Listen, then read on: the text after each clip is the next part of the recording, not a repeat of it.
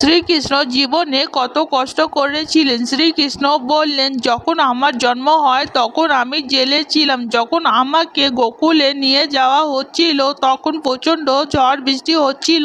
আমার জন্ম হওয়ার আগে আমাকে মেরে ফেলার চক্রান্ত তৈরি হয়ে যায়। জন্মাবার পরই আমাকে মায়ের কাছ থেকে দূরে যেতে হয়। ছোটবেলাতেই নানা ধরনের অসুর আমাকে মারার জন্য আসে। যখন আমি যুবক হলাম তখন আমাকে আমার রাগ ছাড়তে হয়। আমি যাকে সব থেকে বেশি ভালোবাসতাম সেই রাধার কাছ থেকেও আমাকে দূরে যেতে হয়। ধর্মের জন্য যুদ্ধ করে, ধর্মকে প্রতিষ্ঠা করে, তবুও লক্ষ লক্ষ মানুষের মৃত্যুর জন্য আমাকে দায়ী করা হয়। আমাকে এমন এক অভিসম্পদ দেওয়া হয় যার জন্য আমার পুরো বংশ শেষ হয়ে যায়। সামান্য পায়ের আঙ্গুলে তীর লাগার কারণে আমার মৃত্যু হয়।